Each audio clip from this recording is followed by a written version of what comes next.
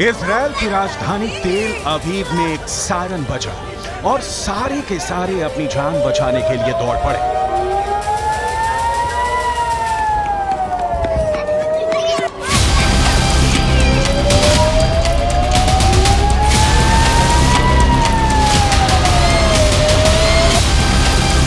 जो जहां था वहीं से सुरक्षित बंकरों की तरफ भागा।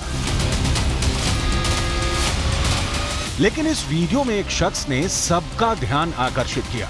इस आदमी के हाथ में एक फुटबॉल है और भागने वालों की इस भीड़ में बड़े पैमाने पर बच्चे नजर आ रहे हैं। मतलब साफ है, इजराइल के अंदर राजधानी तेल अवीव में इजराइल के बच्चे खेल रहे हैं और उनको अपनी जान बचाने के लिए सायरन सिस्टम से अलर्ट मिल रहा है। दूसरी तरफ हमास के दुस्साहस की वजह से गाजा के अंदर मासूम बच्चों की लाशें बिछ रही हैं। यूनिसेफ ने कहा है कि गाजा के अंदर करीब 5 लाख बच्चे हैं और युद्ध की त्रासदी की सबसे ज्यादा मार गाजा के बच्चों को झेलनी पड़ रही है। कई अरबी भाषा की न्यूज रिपोर्ट्स के मुताबिक इस वक्त गाजा के अंदर मरने वालों का आंकड़ा करीब 2000 तक जा पहुंचा है। इनमें से करीब 500 बच्चे हैं।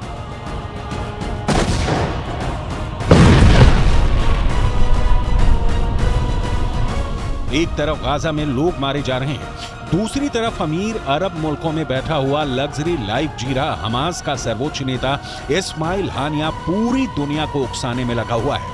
दूसरी तरफ ईरान 7 अक्टूबर के हमले को लेकर हमास के आतंकियों का महिमा मंडन करने में जुटा हुआ है। यानी गाजा पर सब अपनी अंतर्राष्ट्रीय राजनीति चमका रहे हैं, लेकिन गाजा को बचाने के लिए कोई आगे नहीं आ रहा है।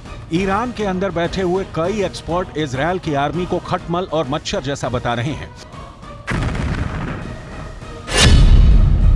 ईरान का अखबार रिसालतन्यूज.com के एक लेख में इस्लामिक काउंसिल के अध्यक्ष का बयान छपा है।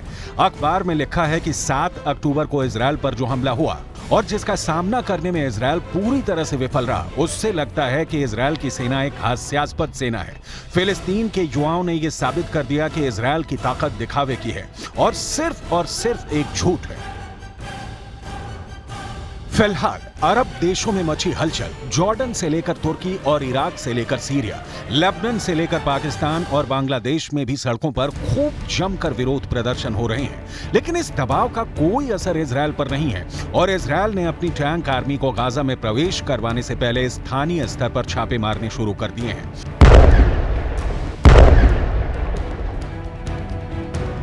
इजराइल ने उत्तर गाजा के 10 लाख से अधिक फिलिस्तीनियों को सुरक्षित मार दिया है ताकि उन्हें उत्तरी गाजा छोड़ने में कोई मुश्किल नहीं आए। तब तक के लिए इजराइल की एयरफोर्स ने महत्वपूर्ण रास्तों पर हमले रोके हैं। दूसरी तरफ हमास का यह कहना है कि इजराइल ने दक्षिणी गाजा पर जा रहे लोगों पर भी हमले किए हैं। लेकिन सवाल यह है कि क्या हमास के आतंकी ही लोगों पर हमले कर रहे हैं ताकि लोग डर के मारे उत्तरी गाजा को ना छोड़ें और उसे मानो ढाल का लाभ मिलता रहे। इजराइल डिफेंस फोर्सेस का बयान, जिससे पता चलता है कि कैसे आतंकी अब भी मानो ढाल का खुलकर उपयोग कर रहे हैं। Want civilians not to be affected by the war. We didn't put those civilians there. They are not our enemy. We are not trying to kill or injure any civilians. We are fighting against Hamas. That needs to be abundantly clear. We are fighting and targeting Hamas and its military infrastructure wherever it is. That's where we target it, and we have targeted around the Gaza Strip and in the northern part of the Gaza Strip. We have seen a significant movement of Palestinian civilians towards the south. Extremely sad and worrying to see is the fact that Hamas actively undermines and has tried to stop Palestinian civilians from evacuating that area, both via messages and also checkpoints and stops on the ground, according to reports made by international media. That, I think, is the peak of cynicism, the fact that Hamas not only holds civilians as their human shields, not only does Hamas embed itself within the civilian population and tries to use them as a disguise. Not only do they hide their infrastructure underneath the civilian infrastructure, not all of those things combined, and also when we ask the civilians to evacuate, Hamas tries to stop it. Hopefully Palestinians will do that as fast as possible. vacate the area for their own security and return only when we tell them that it is safe to do so. Around the Gaza Strip, as have been for many days, are Israeli reserve. लेकिन फिलहाल इस समय का उपयोग Israel की military ground पर छापेमारी में कर रही है। इजरायल डिफेंस फोर्स ने कहा है कि उन्होंने गाजा के इलाके में छापेमारी विद्रोहियों से लड़ने और पिछले हफ्ते दक्षिणी इजरायल पर हमला कर आतंकियों द्वारा किए गए हमले में किडनैप हुए 120 से अधिक नागरिकों की तलाशने के लिए किया है।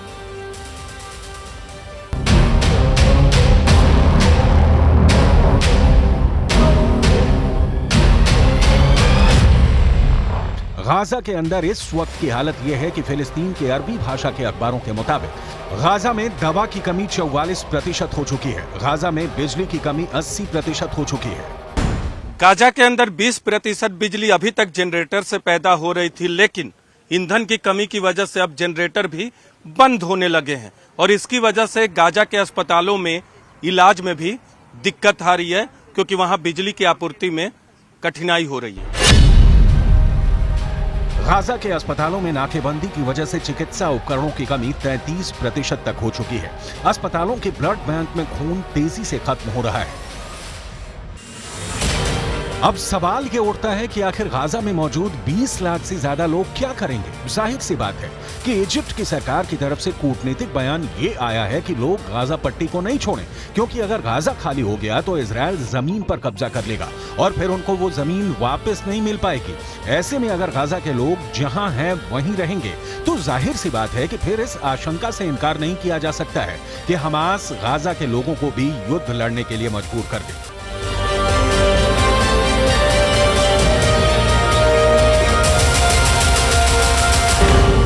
मैं इस वक्त इजरायल के जेरौत में हूं।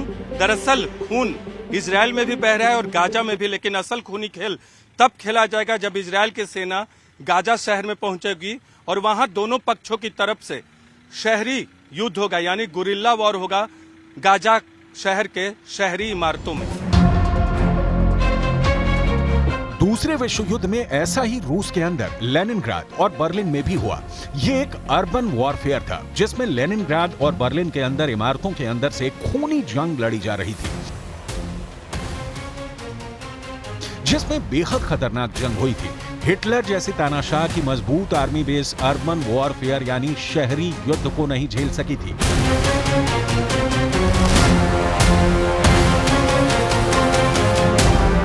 और कुछ ऐसा ही युद्ध अब गाजा के अंदर होने जा रहा है।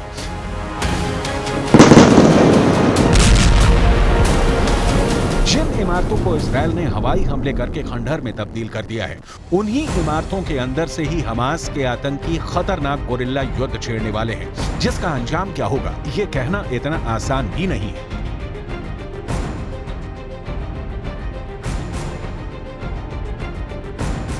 फिलहाल स्थिति यह है कि इजरायल की फोर्स इंतजार करेगी कि जब तक गाजा के अंदर बिजली, पानी और खाने की कमी से हाहाकार न मच जाए, हमास के आतंकियों को धोखा ही मार देना इजरायल की पहली स्ट्रेटजी है। इसीलिए गाजा के बॉर्डर पर सेनाएं खड़ी हैं और तब तक युद्ध नहीं शुरू करेंगी जब तक मोसाद के एजेंट उनको दुश्मन की सही जानकारी न मुहैया करवा दें। और इसीलिए ये युद्ध अभी लंबा खींचेगा, क्योंकि गाजा के अंदर घुसकर वहां सुरंगों में घुसे आतंकियों के जाल में फंस जाने का डर भी इजरायल को है। यही वजह है कि इजरायल एक एक कदम फूंक फूंक कर रख रहा है। इजरायल इस बात को समझ चुका है कि गाजा की लड़ाई कठिन है, इसीलिए इजरायल ने अपनी आर्मी की फुल स्ट्रेंथ बुला ली है। इजरायल की आर्मी में दो तरह के सैनिक हैं। पहले सैनिक हैं इजरायल की एक्टिव आर्मी और दूसरे सैनिक हैं इजरायल की रिजर्व आर्मी। इजरायल के अंदर 50 साल से कम उम्र के लोग रिजर्व आर्मी के सदस्य होते हैं। सामान्य परिस्थितियों में इनमें से ये रिजर्व आर्मी साल में एक बार इजरायल के रक्षा मंत्रालय को रिपोर्ट करती है, लेकिन अब इजरायल ने अपनी 3/4 रिजर्व फोर्स को बुला लिया है। यानी इजरायल की 3,60,000 के रिजर्व आर्मी और इजरायल की 1,50,000 की एक्टिव आर्मी को मिलाकर इजरायल कुल 5,10,000 सैनिक बुला चुका है। इन सभी सैनिकों में सबसे आगे इजरायल की एक्टिव आर्मी ही रहेगी। इजरायल की यही एक्टिव आर्मी गाजा के अंदर घुसेगी। ये एक्टिव आर्मी बिल्कुल युवा है और इसके ज्यादातर सैनिक सिर्फ 18 से 21 साल के बीच में हैं। रिजर्व आर्मी बैक सपोर्ट में इस एक्टिव आर्मी के लिए गोला बारूद वगैरह मुहैया करवाएगी।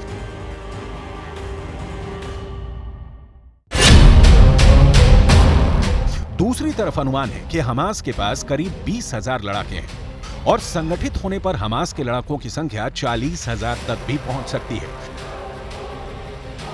हमास के लड़ाकों की संख्या इजरायल की आर्मी की संख्या में कम है, लेकिन जब हमास के लड़ाके गोरिल्ला युद्ध शुरू करेंगे तो इजरायल के सैनिकों को ज्यादा मुसीबत झेलनी पड़ सकती है, क्योंकि हमास के लड़ाके गाजा के चप्पे चप्पे से वाकिफ हैं। लेकिन अरब देशों के मीडिया के अंदर इस वक्त हड़कंप मचा हुआ है। अरबी भाषा के अखबार अल कुद्स ने अपने एक संपादकीय में लिखा है कि जब हमास के लड़ाकों की संख्या ही ज्यादा से ज्यादा 40,000 है, तो फिर आखिर क्या वजह है कि इजरायल ने 5 लाख से ज्यादा सैनिक इकट्ठा कर लिए हैं।